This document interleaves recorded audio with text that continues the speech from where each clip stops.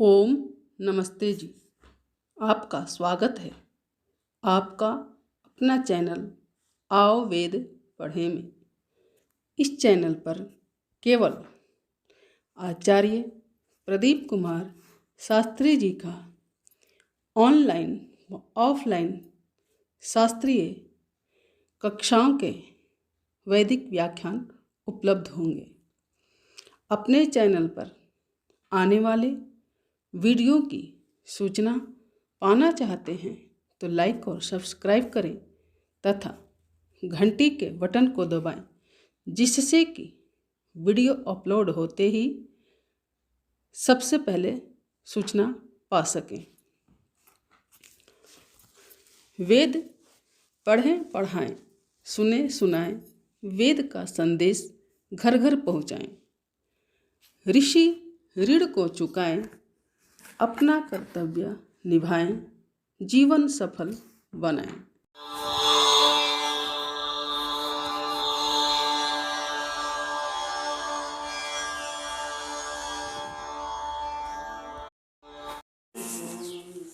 सहनो भवतु सहनो भुनक्तु सह वीर्यं करवावहै तेजस्विनावधीतमस्तु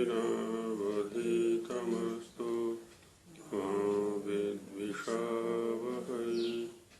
ओम शांति शांति शांति। तो कल चर्चा की गई कि ईश्वर निराकार होते हुए भी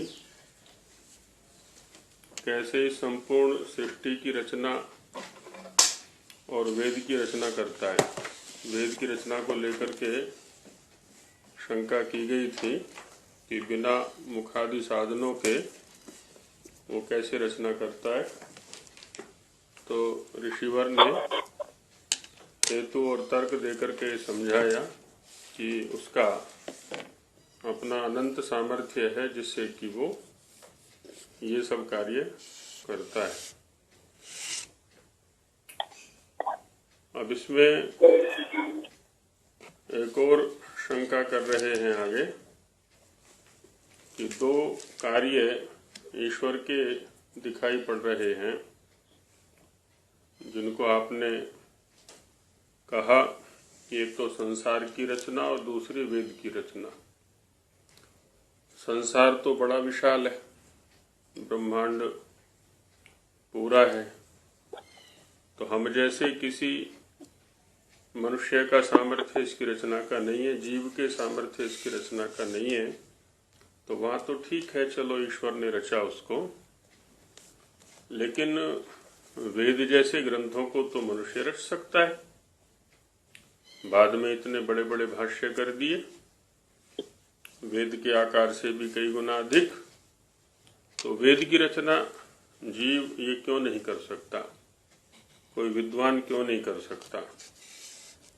इस प्रसंग को आगे उठाते हैं कि ननु जगद रचने तु खलु ईश्वरम अंतरेण न कस्यचिदपि कस्यापि सामर्थ्यम अस्ति। ननु शब्द ये प्रश्नवाचक है,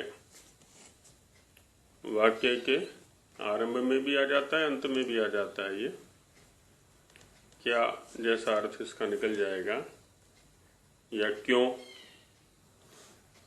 तो क्यों जी, जगत रचने तो जगत की रचना में, तो जगत रचने में षष्ठी समास हो गया।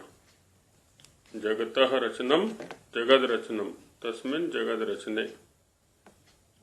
जगत की रचना में तो खलु निश्चित रूप से ईश्वरम अंतरेण, ईश्वर के अतिरिक्त, अंतरेण अतिरिक्त अथवा बिना, न कस्यापि सामर्थ्यम अस्ति, अन्य किसी जीव का सामर्थ्य नहीं है। लेकिन वेद रचने तु अन्यस्य, वेद रचने तु अस्य अन्य ग्रंथ रचनवत् स्यादिति। वेद की रचना में तो इस जीव का सामर्थ्य है, जैसे अन्य ग्रंथों की रचना इसने की है वैसे ही इसका भी हो सकता है। वेद की रचना भी ये जीव कर सकता है। अब इसमें स्वामी जी के तर्क देखते हैं। अत्रोच्यते इस विषय में बताते हैं आपको कि ईश्वरेण रचितस्य वेदस्य अध्ययनानन्तरम एव ग्रंथ रचने कस्यापि सामर्थ्यम स्यात्। ये जो आप कह रहे हैं ना अभी कि विद्वानों ने बहुत सारे ग्रंथ रचे हैं, तो वेद की रचना क्यों नहीं कर सकते? तो जो विद्वानों ने ग्रंथ रचे हैं, जीवों ने ग्रंथ रचे हैं, वो वेद के अध्ययन के बाद ही रचे हैं। सबसे प्रथम जो ज्ञान का साधन है वो है वेद। वेद के आधार पर फिर अन्य ग्रंथों की रचना हुई, उनके व्याख्यान के रूप में, उपव्याख्यान के रूप में, टीका, व्याख्या और न जाने बाद में बहुत सारे ग्रंथों की रचना हुई। सबका आधार रहा वेद, क्योंकि ये जो ज्ञान है, ये जो व्यवहार है, ये नैमित्तिक है, स्वाभाविक नहीं है ये, है ना। किसी के पास भी दो प्रकार का ज्ञान होता है, एक स्वाभाविक होता है और दूसरा नैमित्तिक होता है। तो ये जो पढ़ना, पढ़ाना, लिखना, लिखाना, बोलना, ये नैमित्तिक ज्ञान है सारा। किसी अन्य से सीखता है जीव, स्वाभाविक नहीं है इसका। तो भी करें कि ईश्वरेण रचितस्य, ईश्वर के द्वारा रचित क्या? वेदस्य, वेद के अध्ययनानंतरमेव, अध्ययन के पश्चात ही, ग्रंथ रचने, ग्रंथ की रचना में कस्यापि सामर्थ्यम स्यात्, किसी का सामर्थ्य हो सकता है, स्वतः नहीं हो जाएगा स्वाभाविक रूप से।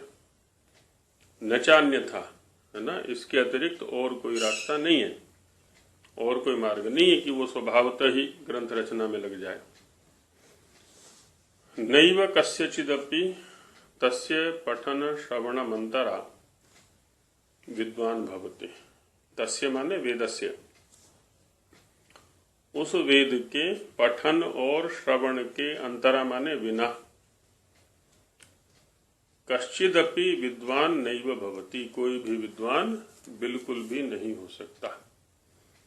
विद्वान बनने के लिए नैमित्तिक ज्ञान चाहिए, और नैमित्तिक ज्ञान परंपरा से प्राप्त होता है, गुरु परंपरा से प्राप्त होता है। और सबसे प्रथम जो गुरु है, परम गुरु है, वो परमेश्वर है। तो उसके दिए हुए ज्ञान का अध्ययन किए बिना, श्रवण किए बिना, पठन किए बिना कोई भी विद्वान नहीं हो सकता। तो फिर ग्रंथ रचना कैसे करेगा? कैसे? यथा इदानीम किंचिदपि शास्त्रम पठित्वा, अब दिखा रहे हैं उदाहरण के रूप में कि जिस प्रकार से इदानीम, इदानीम माने अब, किंचिदपि शास्त्रम पठित्वा, किसी भी शास्त्र को पढ़कर, किसी ग्रंथ विशेष को पढ़ करके, अथवा उपदेशम श्रुत्वा, या जिसने उस शास्त्र को पढ़ा है उसके मुख से प्रवचन, उपदेश सुन करके, व्यवहारम च दृष्ट्वा, और तदनुकूल व्यवहार को देख करके, एव ही मनुष्याणाम ज्ञानम भवति, है ना, मनुष्यों को ज्ञान होता है। तो ये सारा का सारा व्यवहार कैसे हो गया? नैमित्तिक, स्वाभाविक नहीं है, किसी दूसरे से प्राप्त कर रहा है व्यक्ति। माता पिता से प्राप्त करता है, आचार्य गुरु से प्राप्त करता है, मित्रों से प्राप्त करता है, और बंधु बांधवों से प्राप्त करता है, लेकिन दूसरों से ही सीखता है, और उनके पास अपने जो पूर्वज हैं उनसे आया करता है। तद्यथा, कैसे दिखाते हैं आगे, कस्यचित संतानम, किसी के संतान को, किसी के पुत्र या पुत्री को, एकांते रक्षयित्वा, कहीं एकांत में रखें। कैसे एकांत में? जहां किसी का कोई संपर्क ना हो, मिलना जुलना ना हो। अन्नपानादिकम युक्त्यादद्यात्, अन्नपानादि भी इस प्रकार से देवे उसको कि वो देख ना पाए। उसको सिखाना कुछ नहीं, दिखाना कुछ नहीं, वो हमारे व्यवहार को ना देख पाए, इस युक्ति से उसको अन्नपान आदि देता रहे। तेन सह भाषणादि व्यवहारम लेश मात्रमपि न कुर्यात्।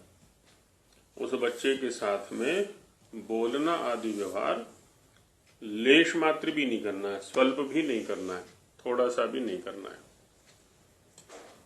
यावत तस्य मरणम स्यात्, है ना, पूरे जीवन भर नहीं करना। अब देखें यदि वो एक भी शब्द बोल दे या हमारे जैसा कोई भी व्यवहार कर दे बिना सिखाए, वो तो खड़ा भी नहीं हो सकता। अन्नपान किया है उसको खा भी नहीं सकता, उसको खा भी सकता है। हाँ, खाना भी सिखाना पड़ता है, रोटी ऐसे तोड़ना, ऐसे खाना, आदि आदि जो भी है।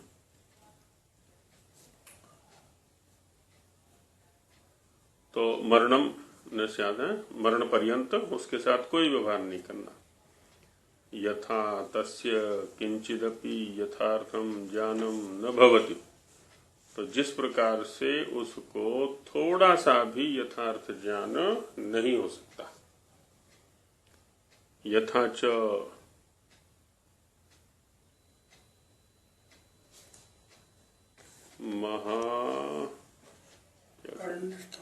महारण्य स्थानाम मनुष्याणाम, आजकल भी देख सकते हैं बड़े बड़े जंगलों में जो लोग रहते हैं, आदिवासी आदि जो भी हैं, हाँ, तो महाजंगलों में रहने वाले जो मनुष्य हैं उनका उपदेशम अंतरा, उपदेश के बिना पशुवत प्रवृत्ति भवति, पशुओं के समान ही, क्योंकि पशुओं के साथ में वो रहता है, तो वैसे ही खाना भी, पहनना तो क्या है, रहना भी सब वैसे ही होता है पशुओं के साथ, जंगली पशुओं के समान ही। उनको देख देख करके वो सीख जाता है, वो भी नैमित्तिक ज्ञान हुआ, पशुओं को देख करके जो सीखा है। तथैव आदि सृष्टि मारभ्य, अब कुछ पशु हैं जैसे गाय का बच्चा है, भैंस का बच्चा है, तैरना आदि इनका स्वाभाविक है। किसी भी बच्चे को मान जो समर्थ सा उसको पानी में डाल दो, अपने आप तैर लेगा। लेकिन हमें तो तैरना सीखना पड़ता है, हम तो डूब जाएंगे। जो मनुष्य का बच्चा होता है, बड़ा भी हो जाए, कितना ही बड़ा हो जाए, वो डूब जाएगा यदि तैरना ना सीखे तो। अनेक कार्य करते हैं, हाँ, वो स्वाभाविक है उनके। तथैव आदि सृष्टि मारभ्य, उसी प्रकार से आदि सृष्टि का आरंभ करके अद्य पर्यंतम, आज तक, वेदोपदेशमंतरा, वेदोपदेश के अतिरिक्त, है ना, वेद के उपदेश के अतिरिक्त सर्व मनुष्याणाम प्रवृत्तिर भवेत, किसी भी मनुष्य की प्रवृत्ति नहीं हो सकती यदि वेद का उपदेश न दिया जाए ना ईश्वर के माध्यम से, तो किसी भी मनुष्य की कोई भी प्रवृत्ति कैसे भी संभव नहीं है। पुनर्ग्रंथ रचना से तू का कथा, ग्रंथ रचने की तो बात दूर है, जब सामान्य व्यावहारिक प्रवृत्तियां ही नहीं हो सकती तो ग्रंथ रचना तो बहुत दूर है। तो इस तरह से ये जो आपने कहा ना कि जैसे दूसरे ग्रंथों को ये जीव रच दिया करते हैं, वैसे वेदों को भी रच देगा, वो संभव नहीं है।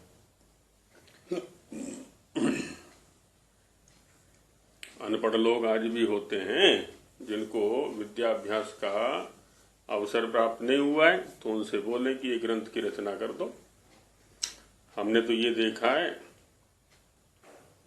पीछे 4 प्रकार के कौशल की चर्चा की थी ना, भाषण, वाचन कौशल, भाषण कौशल, लेखन कौशल, भाषण, लेखन, वाचन कौशल है ये।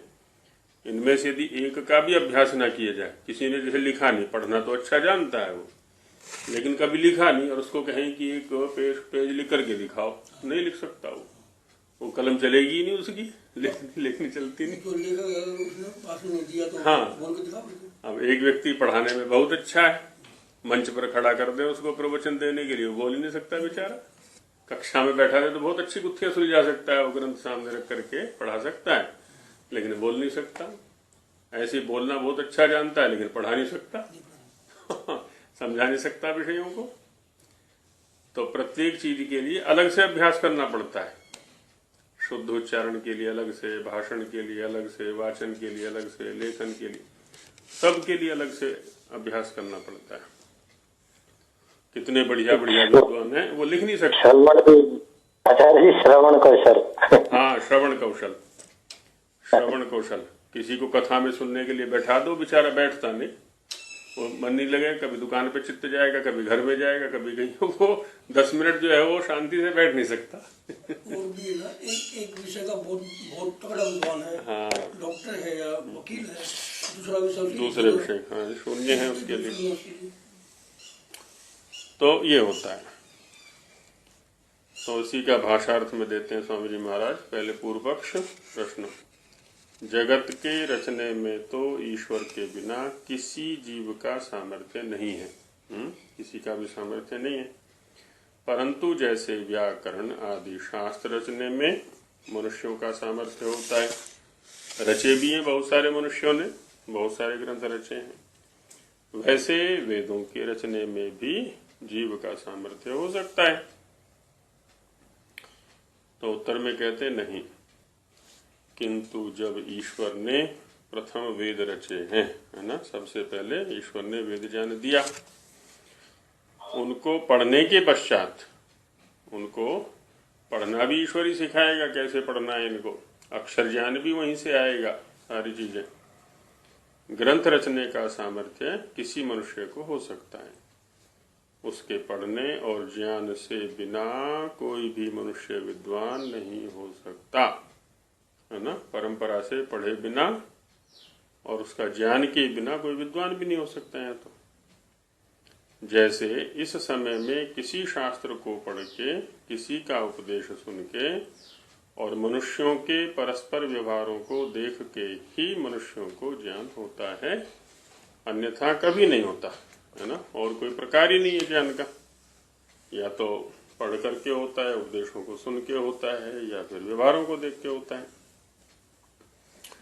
जैसे किसी मनुष्य के बालक को जन्म से एकांत में रख के उसको अन्न और जल युक्ति से देवे, योजना पूर्वक देवे। कैसी योजना करे कि उसके साथ भाषण आदि व्यवहार लेश मात्र भी कोई मनुष्य न करे, कि जब तक उसका मरण न हो, माने पूरे जीवन, तात्पर्य है कि पूरे जीवन उसके साथ में कोई व्यवहार नहीं करना है, तब तक उसको इसी प्रकार से रखें तो मनुष्यपन का ज्ञान भी उसको नहीं हो सकता।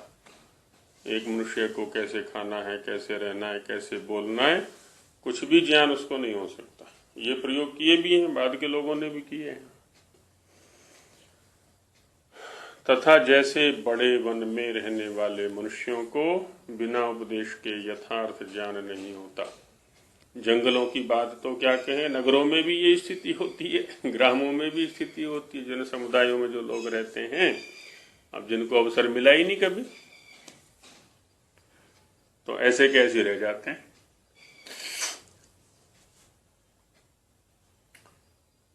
नहीं होता। किंतु पशुओं की नाई उनकी प्रवृत्ति देखने में आती है ना, पशुओं की तरह जीवन रहता है पूरी तरह से।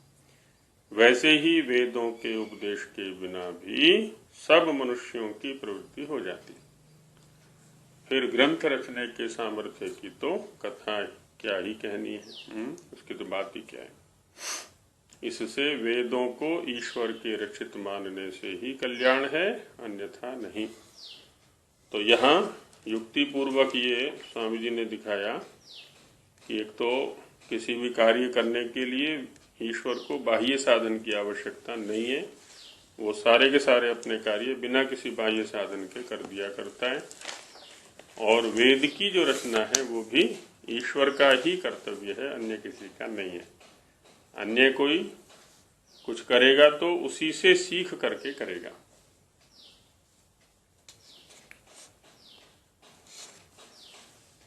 अब और इस विषय को बढ़ाते हैं थोड़ा सा कि मैवम वाच्यम, माँ एवं वाच्यम, माँ माने नहीं, एवं माने इस प्रकार से, वाच्यम माने कहना, कि ऐसा मत कहो ईश्वरेण मनुष्येभ्यः स्वाभाविकं ज्ञानम दत्तम। ईश्वर ने सभी मनुष्यों को स्वाभाविक ज्ञान दिया हुआ है। तच्च सर्व ग्रंथेभ्य उत्कृष्टमस्ति, और जो स्वाभाविक ज्ञान है ना, वो सभी ग्रंथों से उत्कृष्ट है, उत्तम है। नैव तेन विना वेदानाम शब्दार्थ संबंधानामपि ज्ञानम भवितुम अर्हति। और उस स्वाभाविक ज्ञान के बिना मनुष्यों को जो वेदों का शब्दार्थ संबंध है उसका ज्ञान भी नहीं हो सकता। शब्दार्थ संबंध क्या है? यहाँ पर तीन वस्तुएं हैं, ये शब्द, अर्थ और संबंध। एक तो शब्द है जिसका हम उच्चारण करते हैं, श्रोता सुनता है जिसको हम ध्वनि कहते हैं, उसका कोई अर्थ है। और अर्थ भी किसी शब्द का दो प्रकार का होता है। एक तो बौद्धिक अर्थ होता है, जिसका अस्तित्व हमारी केवल बुद्धि में होता है, और दूसरा बाहर होता है। जैसे अभी आम का समय नहीं है और हम पूछे, किसी से पूछा तुमने आम देखा है? अब वो जो बातें करेगा या मैं बात करूंगा, बुद्धि के स्तर की बातें होंगी सारी की सारी, क्योंकि मैंने आम देखा है। वो आम संबंधी जो अर्थ है वो बुद्धि में है, और वो कहेगा कि हाँ मैंने आम देखा है। देखा ही नहीं, मैंने खाया भी है। तो खाने का ज्ञान, देखने का ज्ञान सब बौद्धिक स्तर पर, बाहर नहीं है अभी वो। तो बौद्धिक स्तर पर चर्चा चल रही है। तो आम शब्द का अर्थ यहाँ पर इस संवाद में केवल बुद्धि में है, बाहर नहीं है। देखो वो पेड़ खड़ा हुआ है। अब ये जो पेड़, एक तो पेड़ शब्द हो गया जिसका उच्चारण किया और श्रोता के द्वारा सुना गया। दूसरा, वो सामने एक द्रव्य खड़ा हुआ है, 6 फीट का, 10 फीट का, 20 फीट का, जो भी है, और उसका ज्ञान मेरी बुद्धि में भी है। यदि मेरी बुद्धि में ज्ञान नहीं होगा ना, तो बाहर भी ज्ञान नहीं हो सकता उसका, क्योंकि बाहर बहुत सारी वस्तुएं ऐसी पड़ी हुई हैं या हैं संसार के अंदर जिनका मुझे ज्ञान नहीं है। अब नहीं है तो उनका अस्तित्व भी मेरे लिए नहीं है। होगा भी तो एक सामान्य वस्तु के रूप में होगा, विशेष वस्तु के रूप में ज्ञान उसका मुझे नहीं हो सकता। कैसे? थोड़ा सा देखें। जैसे हम बाजार में गए, बाजार में क्या है, हजारों की भीड़ है। अब हम जा रहे हैं तो एक हमारा परिचित व्यक्ति मिल गया। परिचित मिल गया तो वहां क्या है, उसके साथ में एक शब्द है, उसका नाम देवदत्त है। वो व्यक्ति विशेष है, उसका मेरे को ज्ञान भी है। और बाकी जो 999 व्यक्ति हैं वो क्या है मेरे लिए, सामान्य। वहां कोई विशेष बुद्धि नहीं है, क्योंकि वहां पर मेरा शब्दार्थ संबंध ज्ञान नहीं है। इतना तो है कि ये सब मनुष्य हैं, आदमी हैं सारे के सारे। ये भी पहले से मिला हुआ है तो? वो भी बताया हुआ है कि 2 पैर वाले होते हैं, 3 पैर, 4 पैर वाले होते हैं, आदि आदि। ये इसको पशु कहते हैं, इसको पक्षी कहते हैं, इसको सांप कहते हैं, इसको ये कहते हैं, आदि आदि सब कुछ सिखाया जाता है। तो शब्द और बौद्धिक अर्थ, और इन दोनों का परस्पर संबंध कि इस अर्थ के लिए ये शब्द है या इस शब्द का ये अर्थ है। जब यदि हम थोड़ा सा पीछे लौटें, थोड़ा सा क्या, प्राइमरी कक्षा में चलते हैं, प्राइमरी में या पहली में या दूसरी कक्षा में, तो वहां क्या है, कोई पाठ पढ़ाया जाता है। पाठ पढ़ाते समय कुछ कठिन शब्द आते हैं उसमें। जो लेसन हम पढ़ रहे हैं, पाठ हम पढ़ रहे हैं, कुछ कठिन शब्द हैं हमारे सामने। तो हमें क्या कहा जाता है कि जो जो कठिन शब्द हो उनको अलग से लिख लो, और उनके फिर अर्थ लिखा दिए जाते हैं। उनके फिर अर्थ, और उनसे छात्रों से कहा जाता है कि अब इनको याद कर लेना। अब अगले दिन सुनते हैं उनको, अच्छा इस शब्द का अर्थ बताओ। तो छात्र क्या करता है, कुछ का कुछ बोल देता है। वो रट्टा मार के तो लाया था, पर वो अव्यवस्थित भी हो जाता है, वो अव्यवस्थित भी हो जाता है। जैसे वहां कहा गया कि 10 देशों के प्रधानमंत्रियों के नाम लिखो। अब या कल लिखवा दिए थे कि देखो इस देश का प्रधानमंत्री ये है, इसका ये है, इसका ये है, इसका ये है। अब अगले दिन सुना गया तो पता चला कि भारत का प्रधानमंत्री कौन है, तो उसकी जगह बोल दिया उसने इमरान खान। अब बच्चा है वो तो रट्टा मार के लाया ना, शब्द का अर्थ के साथ में संबंध नहीं है वहां पर कुछ भी, बच्चा तो रट रहा है केवल। पाकिस्तान का प्रधानमंत्री कौन है या वहां का प्रधानमंत्री कौन है, वहां शब्द का अर्थ के साथ संबंध नहीं है, वो तो रट्टा मार रहा है, जबरदस्ती रट्टा मार रहा है, तो कहीं भी किसी की भी फिटिंग कर देता है वो। तो जब तक हमें किस शब्द का क्या अर्थ है यथार्थ रूप में, इसका संबंध का बोध नहीं होता है, तब तक वो वास्तविक व्यवहार में नहीं आता है। तो वे करें शब्द अर्थ संबंधानाम, है ना, कोई शब्द क्या है, शब्द का स्वरूप क्या है, ये व्याकरण बताता है, अर्थ क्या है निरुक्त बताता है, और इन दोनों के संबंध पर भी चर्चा की जाती है। ज्ञानम भवितुम अर्हति, ये ज्ञान भी उनको नहीं हो सकता।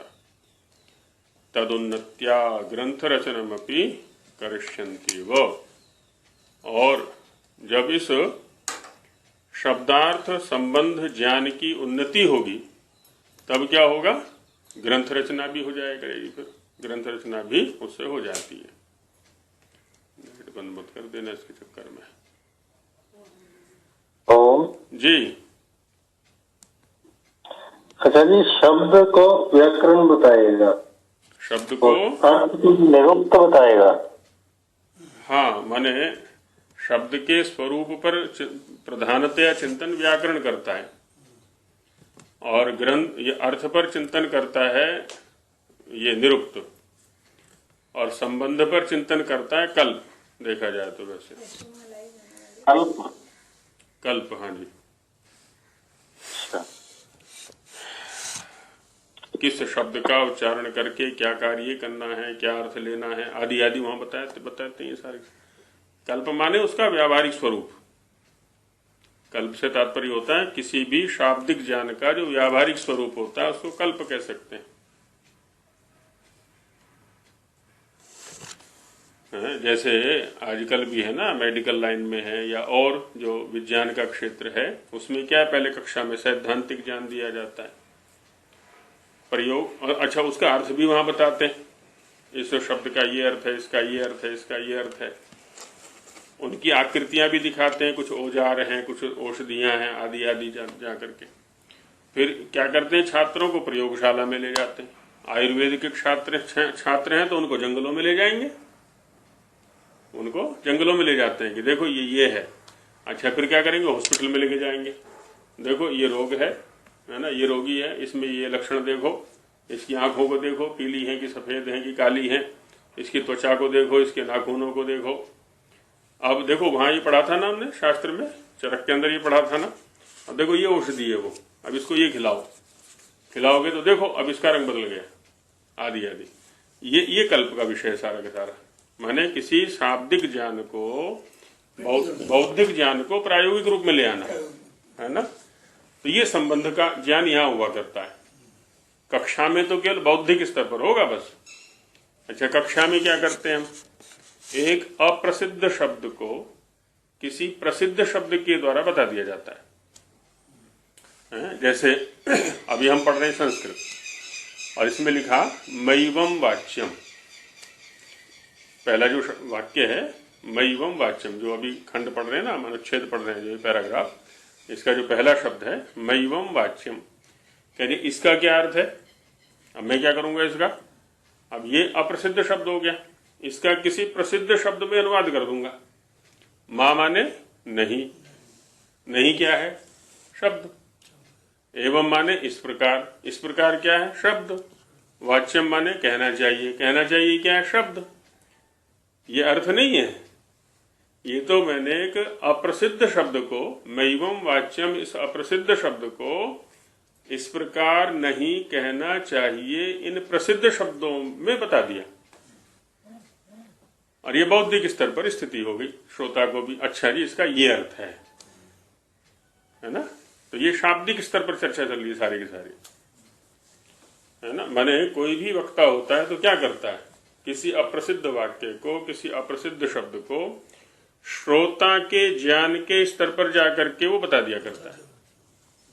तो इसको हम क्या कहते हैं कि ये इस शब्द का ही अर्थ हो गया। कोई श्लोक बोला, कोई मंत्र बोला, हाँ जी इस श्लोक का क्या अर्थ है, इस मंत्र का क्या अर्थ है, तो हम क्या करेंगे, सरल शब्दों में उसको बता देंगे। कई बार ऐसा भी होता है जी तो ये होता है कि इसको ये बात ऐसे नहीं समझ में आई, ऐसे समझा। हाँ वही सरल शब्दों में, व्यावहारिक शब्दों में तो ये रहता है। लेकिन इसका प्रायोगिक तो व्यवहार, प्रयोग तो व्यवहार में होगा, जाकर के वहां करना पड़ेगा, वो कल्प हो जाता है। तो वही कह रहे हैं यहाँ पर जी। वस्तुतः अर्थ कुछ और है जी इसका, जैसे माँ एवं का आपने बताया नहीं इस प्रकार करना चाहिए, तो वस्तुतः इसका अर्थ कुछ और है जी। अब चलिए हम इसी को विस्तार देते हैं। अब एक क्या है ना, अंग्रेजी जानने वाला बैठा है हमारे सामने, ना उसको संस्कृत का पता है ना हिंदी का पता है। अब मैंने क्या किया, संस्कृत के शब्दों को हिंदी में स्पष्ट किया। अब वो क्या वो पूछेगा है ना इसकी मीनिंग क्या है जी। अब मैं क्या करूंगा, उसको इंग्लिश में ट्रांसलेशन करूंगा, फिर अंग्रेजी में रहे वहां पर भी शब्द। अब एक कोई दूसरी भाषा का बैठा हुआ है कि जी मेरी समझ में तो नहीं आया क्या बोले, तो फिर उसका तेलुगु में अनुवाद किया जाएगा या कन्नड़ में किया जाएगा, मलयालम में किया जाएगा, है ना। शब्दों के स्तर पर तो घूम रहे हैं हम सारे के सारे। या जैसे और दूसरा शब्द लेते हैं, किसी ने पूछा जी ये आम्र शब्द का क्या अर्थ है जी। हमने आम्र या आमलकी शब्द सुना है संस्कृत में, इसका क्या अर्थ है, तो मैं कहूंगा आम्र शब्द का अर्थ है आमो, और आमलिकी शब्द का अर्थ है आंवला। अब यह अर्थ है कि शब्द है, ये जो आम है और यह आंवला है, ये शब्द है ना बौद्धिक स्तर पर। इसका अर्थ क्या है, वो जो पेड़ पे लगा हुआ है, जो आंवला फल जो पेड़ पे लगा हुआ है वो अर्थ है, और उसकी जो आकृति मेरी बुद्धि में बैठी हुई है वो अर्थ है। तो जो बुद्धि में आकृति बैठी हुई है वो बौद्धिक स्तर पर अर्थ हो गया। जिसको मैं खा रहा हूं, हाथ में लिया हुआ है मैंने, औषधि के रूप में सेवन कर रहा हूं, वो उसका बाह्य अर्थ हो गया या वास्तविक अर्थ हो गया। हाँ, तो हम भाषांतर करने को भी अर्थ ही बोल दिया करते हैं, प्राय करके सरल शब्दों में ले जाने को भी अर्थ ही बोल दिया करते हैं, वस्तुतः वो भी शब्द है।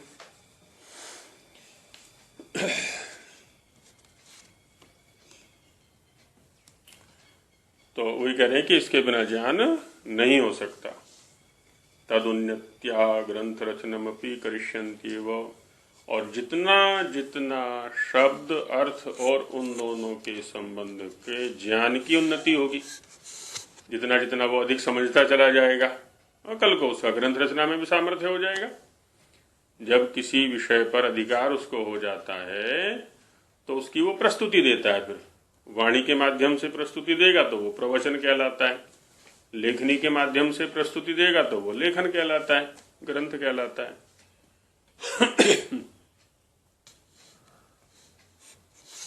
पुनः किमर्थम मन्यते वेदोत्पादनम ईश्वरेण कृतमिति। फिर ऐसा क्यों कह रहे हो आप कि वेदों की जो उत्पत्ति है वो ईश्वर ने की, हम तो कहेंगे मनुष्य ने की, स्वाभाविक ज्ञान है इसका। ये इसका सवाल जवाब तो इसमें आ गया कि जो कुछ तुम बता रहे हो वो सब सीखना पड़ा उसमें। नहीं, फिर से चलते हैं। ऐसा मत कहो, माने स्वामी जी के प्रति ये प्रतिपक्षी कह रहा है कि आप ऐसा मत कहो कि वेदों की रचना ईश्वर ने की है, क्योंकि ईश्वर ने मनुष्यों को स्वाभाविक ज्ञान दिया हुआ है, और वो स्वाभाविक जो ज्ञान है वो सभी ग्रंथों की अपेक्षा से उत्कृष्ट कोटि का है। और उस स्वाभाविक ज्ञान के बिना वेदों के शब्दार्थ संबंधों का भी ज्ञान इसको नहीं हो सकता। किसको? मनुष्य को। और उस स्वाभाविक ज्ञान की उन्नति से ही ग्रंथों की रचना भी वो कर लेगा। फिर ये क्यों कह रहे हो कि जी वेदों की रचना ईश्वर ने की है? ये पूर्व पक्ष है ना। वेदों को समझने के लिए भी स्वाभाविक ज्ञान चाहिए, ये कहना चाह रहा है। एवं प्राप्ते वदामहे, एवं इस प्रकार से प्राप्ते प्राप्त होने पर, आपके द्वारा प्रश्न करने पर। अब देखिए ये सप्तमी हो गई, सप्तमियां जो लिखाई है ना वहां पर, तो ये सप्तमी होगी। सप्त जहां पर शब्द का प्रयोग करते हैं ना, ऐसा होने पर, ऐसा करने पर, उसको कहते हैं सप्तमी। सत्य, हाँ सत सप्तमी, सत्ता वाला जो सत्य है, सच्चिदानंद स्वरूप सत्य, तो सत सप्तमी बोलते हैं। जो जहां हिंदी में पर शब्द का प्रयोग करते हैं, उसके जाने पर, उसके खाने पर, है ना, उसके सोने पर। एवं प्राप्ते वदामहे, ऐसी प्राप्ति होने पर बताते हैं।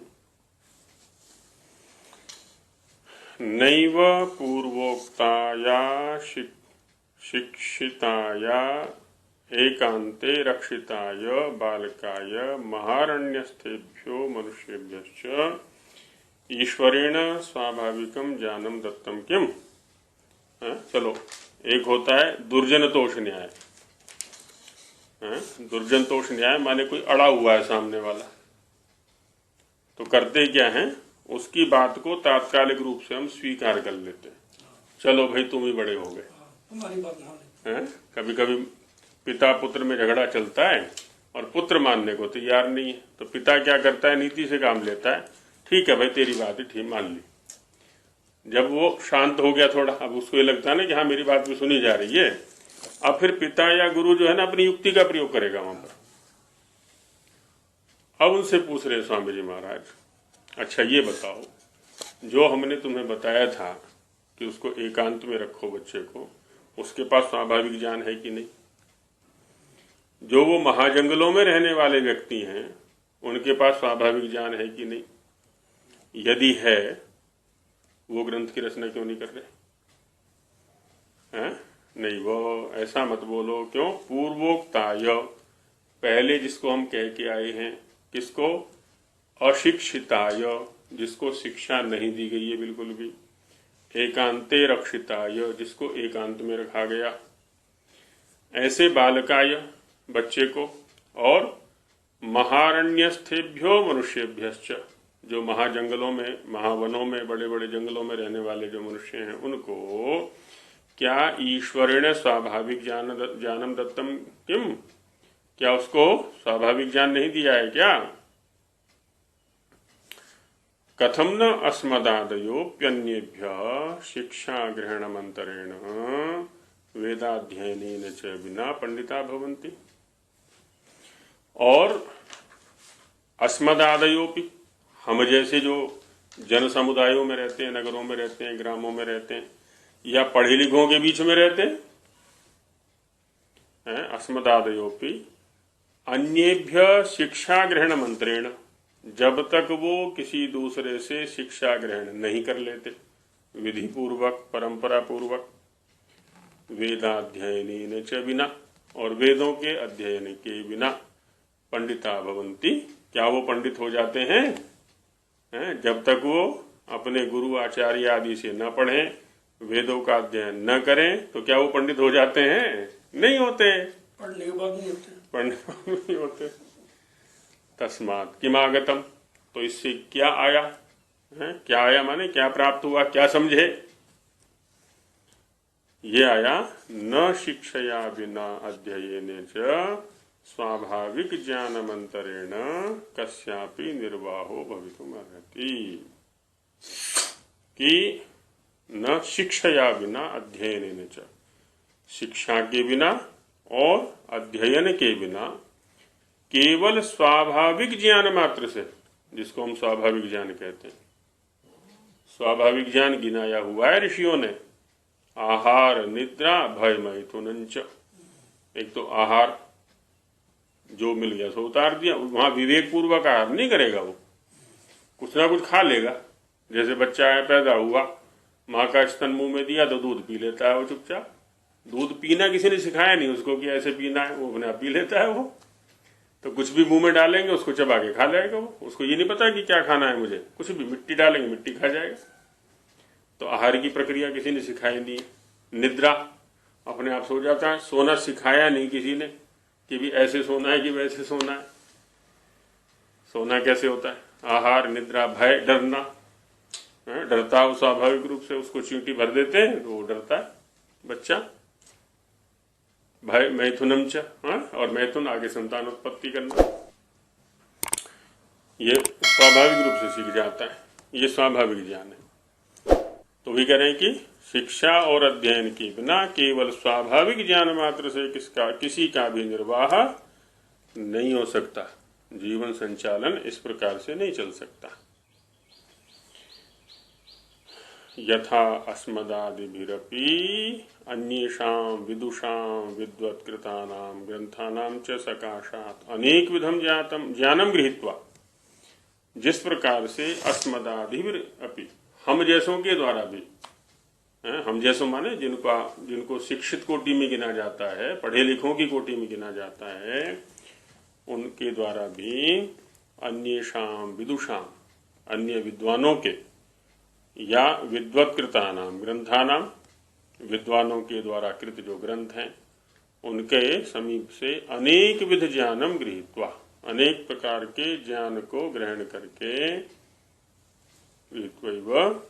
ग्रंथांतरम रच्यते, किसी दूसरे ग्रंथ की रचना कर देते। लेकिन होता है वो दूसरे से ग्रहण करने के पश्चात ही, स्वाभाविक रूप से नहीं होता है। तथा ईश्वर ज्ञानस्य सर्वेषां मनुष्याणां अपेक्षा अवश्यम भवति। उसी प्रकार से जो ईश्वर के द्वारा प्रदत्त ज्ञान है ये वेद ज्ञान, उसकी भी सभी मनुष्यों को अवश्य ही अपेक्षा है, आवश्यकता है। उसके बिना इस मनुष्य जीवन का जो लक्ष्य है, इसका जो प्रयोजन है, इसको कैसे संचालित करना है आदि आदि वो नहीं सीख सकता है। स्खलित हो जाता है, भ्रष्ट हो जाता है, पतित हो जाता है, भटक जाता है। किंच, और तो क्या, न सृष्टिरारंभ समये पठन पाठन क्रमो ग्रंथश्च कश्चिद अपि आसीत्।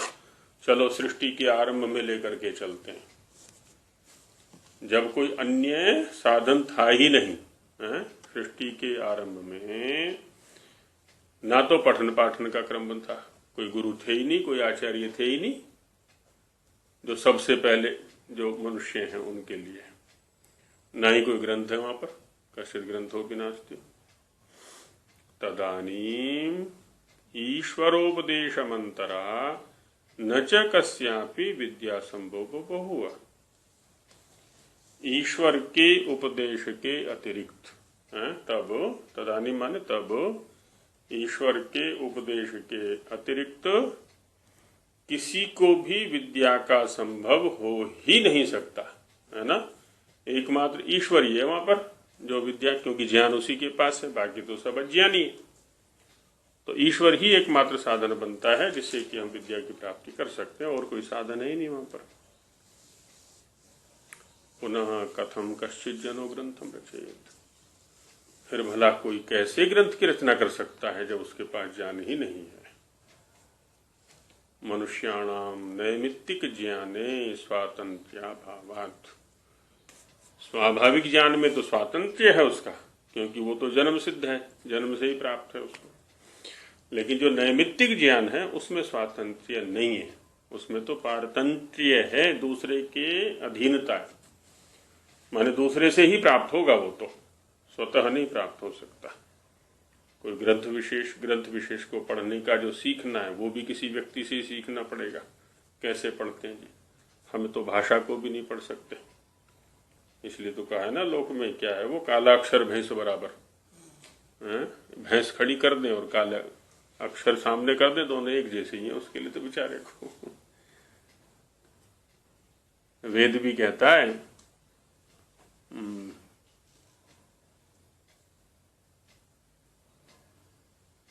उतत्वः पश्यन्न ददर्श वाचम उतत्वः शृण्वन् न शृणोत्येनाम उतोत्वस्मै तन्वं विशस्त्रे जायेव पत्ते उशती सुवासा। उतत्वः शृण्वन् न शृणोत्येनाम। अब हम सब बैठे हुए हैं यहाँ पर, हिंदी भाषी हैं सारे के सारे। एकाएक कोई तेलुगु वाला आकर के तेलुगु बोलना शुरू कर दे, सुन रहे हैं लेकिन फिर भी नहीं सुन रहे, कुछ पल्ले पड़ रहा है, एक भी शब्द तो पकड़ में नहीं आ रहा हमारे, क्या बोल रहा है। इतना तो पता चल रहा है कि कुछ बोल रहा है, ये ध्वनि सामान्य पर वो क्या बोल रहा है, तो उसी के लिए कहता है उतत्वा शृण्वन् न शृणोत्येनाम। सुनते हुए भी नहीं सुनता है। वेद का पाठ करते हैं, इतना तो पता चल रहा है कि यहाँ ब्रह्मचारी या विद्वान लोग कुछ बोल रहे हैं, पर उनके शब्द पकड़ में नहीं आते कि क्या बोल रहे हैं वो।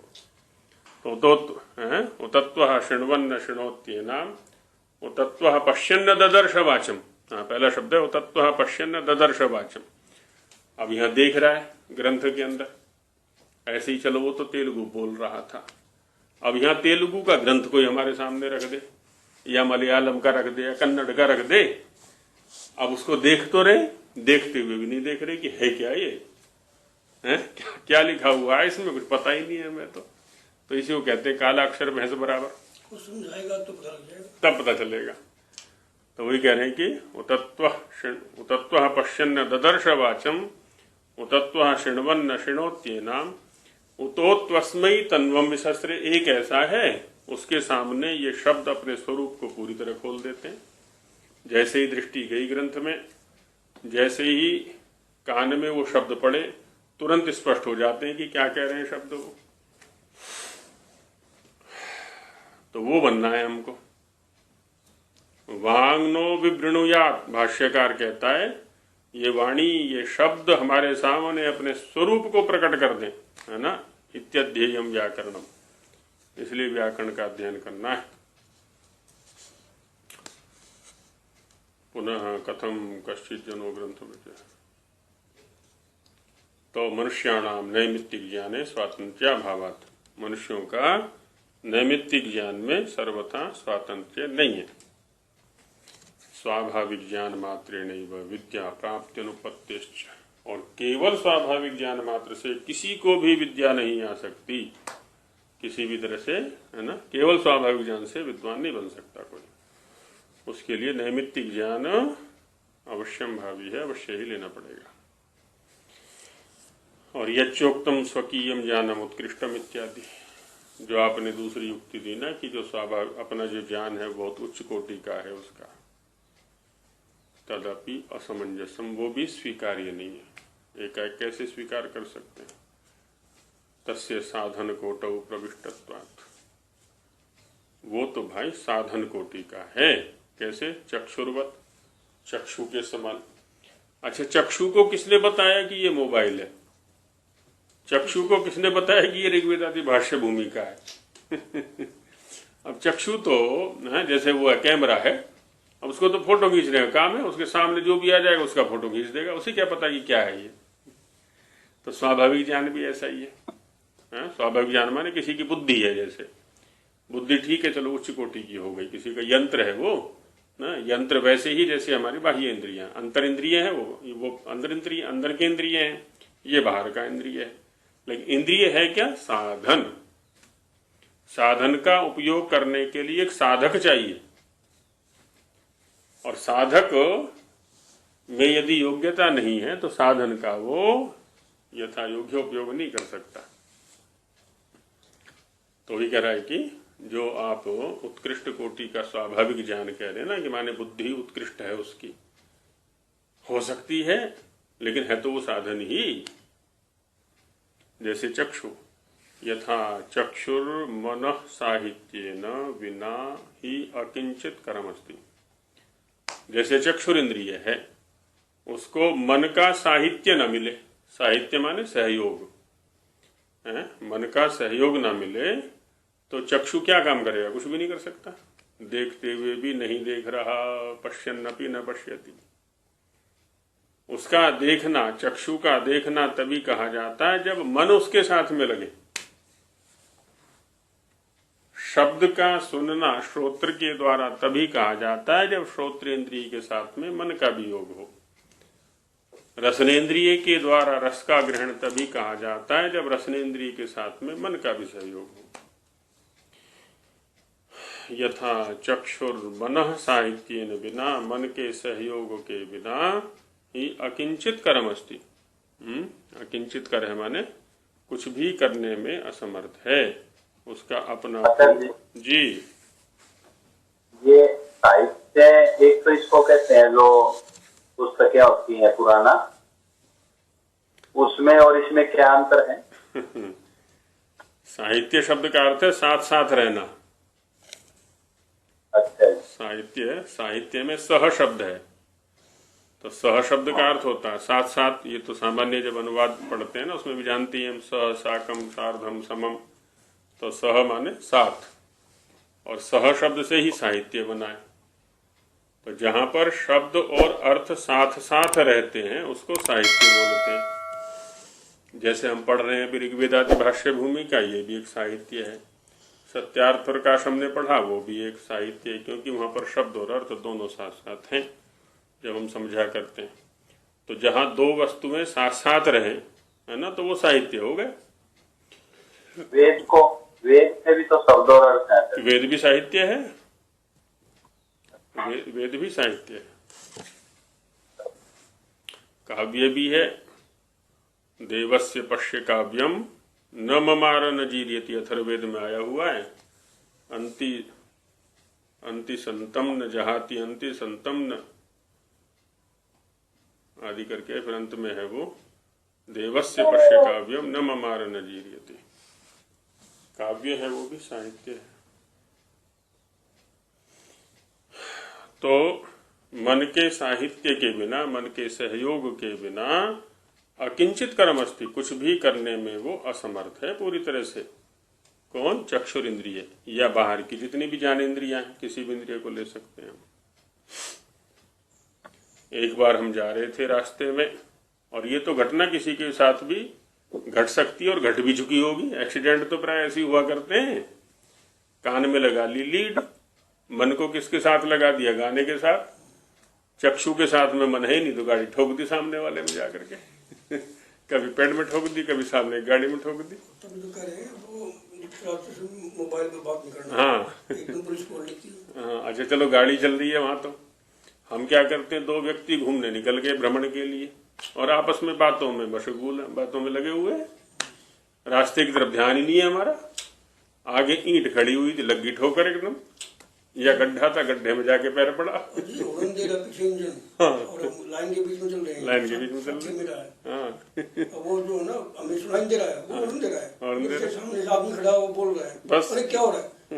बाई चांस जो है मेरे मतलब पता लग गया मुझे, तो मुझे इतनी फुर्सत नहीं मिली कि उसको मैं कह दूं। मैंने उसको हाथ लगाया, बस भाग लिया, तो वो ही भाग लिया। हाँ, बच गए दोनों। यही होता है। तो ये स्थिति है हमारी इंद्रियों की। तो जो कहते हैं ना, आंखें बहुत अच्छा देखती हैं, कान बहुत अच्छा सुनते हैं, आदि आदि, तो उन इंद्रियों की ये स्थिति है। यदि मन का साथ ना मिले तो ये कुछ नहीं कर सकते। ये एक अलग बात है। मन इनका दास भी बन जाता है कभी कभी। परांची खानी व्यतीर्ण स्वयं उपनिषद करने का है। इंद्रियां बाहर की ओर खींच के ले जाती हैं मन को भी, चल मेरे साथ